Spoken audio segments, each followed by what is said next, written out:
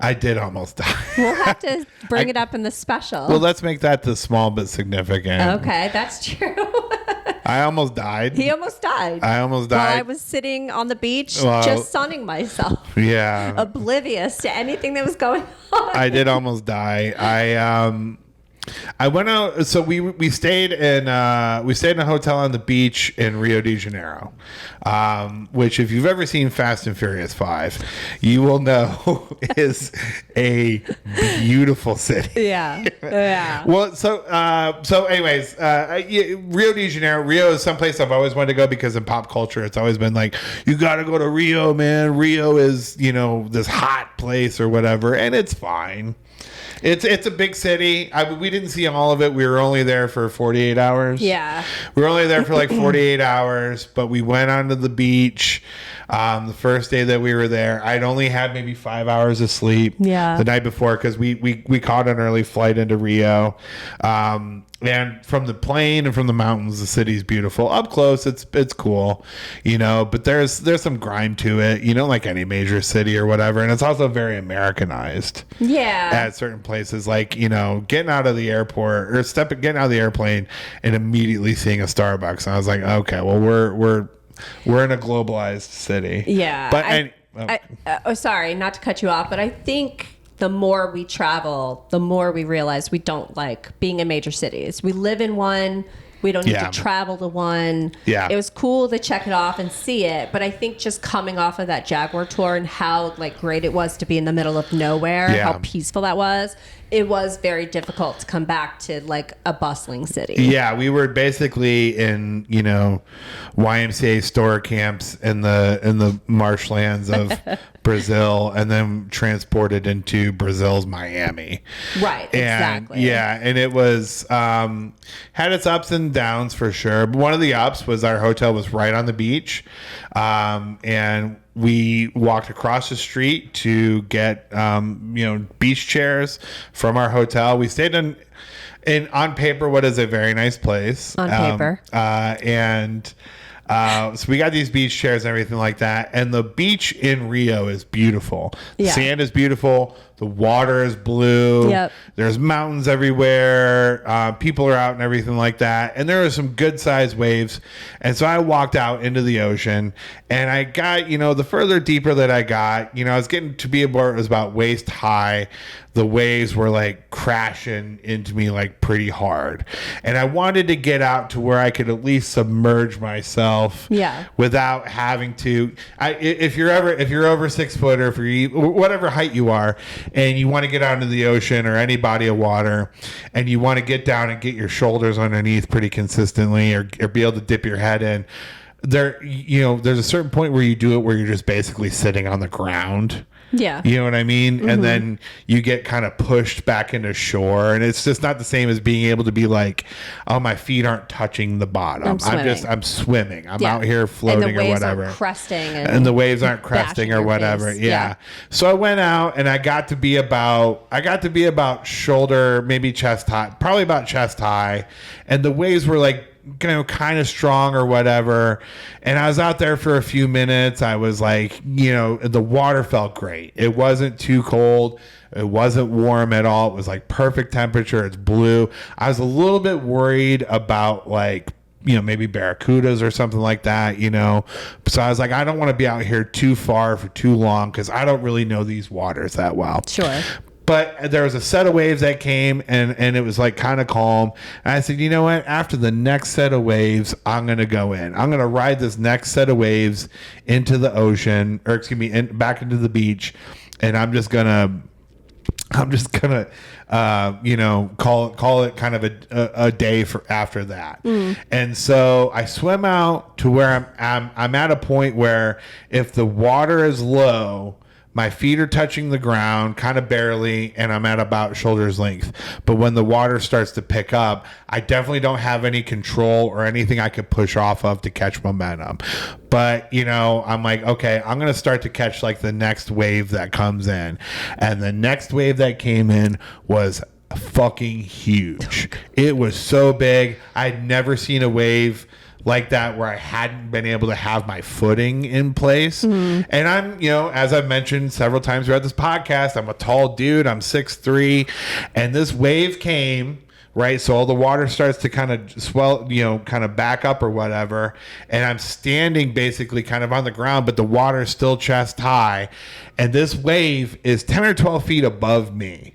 It is huge. That's crazy. And I just decided to try and start going with it, but I couldn't catch the crest of it enough that the wave would carry me. Oh, God. Right. So the wave just kind of crashes down on me, pushes me down, and then drags me further back out to sea.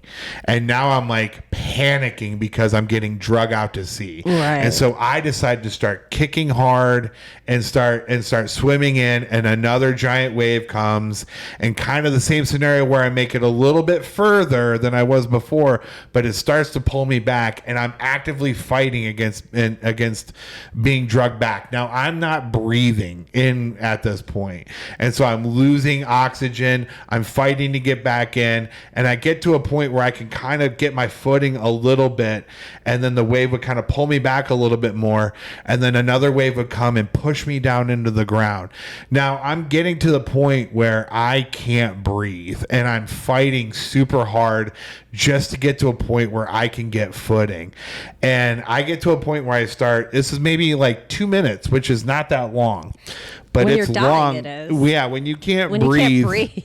When you can't breathe, it's pretty long. And so I'm like starting to fight my way back in or whatever, and I'm getting to the point where I'm like jumping, because like I'm trying to jump ahead to get in a wave to kind of push me in further. And every wave that keeps coming along, I keep getting weaker, and it keeps pushing me down into the ground. And by the time I stand up and I see another wave coming, I catch one breath, and then it hits me again, and I'm back underwater. That's crazy. And I kept fighting forward and fighting forward. I got to a point where I'm like waist high now, and it hurts to move forward. And I am like kind of like yelling. I can't audibly form the words to go help, and I'm embarrassed. And I don't really think with any clarity that I have that I am going to need help, but I kind of did. And I'm like, and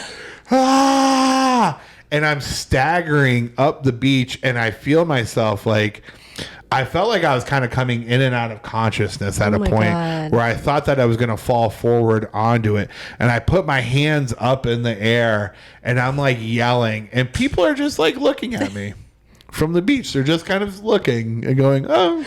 Including the lifeguards. There were literally lifeguards there, and they were just looking at me going, oh, yeah, that guy looks like he might be in trouble. Is that Jelly Roll? Yep. Yep, that's Jelly Roll coming in off the beach right there. And I get it. There's some giant, fat, white American who is heaving and screaming on your beach now. And it probably looks ridiculous, understood or whatever, but I stood there, and I didn't want to lay down. I didn't want to sit, and I didn't want to lay down. I put my hands on my knees, and I had such a hard time breathing. When you finally got it. When I finally got, when I was about shin deep, and even then I was like, a wave gonna come and kill me, and I was just breathing and breathing and breathing, and it hurt so much. My heart was jumping through my chest, and I was like, well, this is the point, I'm gonna have a heart attack. And I didn't. And finally, like, I come walking up to you. Yeah. You had no idea it was happening. Jess was further back on the beach, like, to where, you can't see anything happening in the water. There were people in the way. The seats. Yeah, we sat in the back row of the seats that were available. And I was like, yeah, I almost died, And I come walking up, and one of the guys, there are all these crews of people who set up like portable bars on the beach and then trying to sell you stuff. This guy comes up and goes, oh man, you really got to worry about hypothermia. And I'm like, yeah, man, thanks. He's like, that's it. He's like, no matter where you're from or how big you are, man, you got to worry about hypothermia. Thanks and I'm for the like, tip. Thanks, man. Cool. I'm going to go plop down and die now. But you swam in the Pacific and the Atlantic Ocean in one trip. That's true. I swam in, that's for the true. second time. I swam in Pacific and Atlantic. Oh yeah, because we did that on our honeymoon as well. Yep. We did that as well. But that was over the course of 4 weeks. This was over the course of like 2, basically. 3. Well, from when we swam with the sea lions to that was 3. That's end to end. 2.5. Okay. So anyways, I want to be right. Anyway, so the small but significant thing that happened to me was I almost died. He's alive. Yeah. I mean, I wish there was video so I could see how close, because in my heart, I really felt like I was going to get dragged out to sea and that I was going to die. Jeez. I really felt like either that or I was going to drown. One of the two. And I wish there was like a video playback showing it so I could show other people, because this seems like a story of like, you're in it, so you don't really know. Yeah, you'd be like, exactly. I could have only been like maybe 5 feet out, and I'm over exaggerating in my mind's eye. But how I felt and what I experienced, that's the closest I've felt in a long time to like, I'm gonna die. And it's interesting because you and I are both pretty decent swimmers, so we're pretty strong swimmers, but the ocean doesn't care. The ocean is the almighty. I'm a great swimmer in the YMCA, but in the ocean it's definitely tougher. And like, I kind of experienced that a little bit in Hawaii, but like it was different because in Hawaii I was able to keep my feet on the ground. Right. It wasn't as deep a water. This was like I really pushed it, and I will never. That's another promise to myself. Yeah. I will never push it like that again. Yeah. So we're not as strong as we used to be, or as we think we are. I'm not in as good a shape as I used to be. That's for sure. I'm definitely still pretty. Yeah, because that's the other thing about boats is I have heard about people being thrown from boats, and when you've never been thrown from a boat, you think, oh, well, I could just like hit the water and swim. Nope. I don't know why I thought that. No. And then being out on our friend's boat this summer, I was like, oh, like I could literally smack the water and just die. Yeah. Like it was wild. So, yeah, absolutely. Yeah, you got to be, we are very insignificant, small little beings on this magnificent universe. Still an alpha, though. So,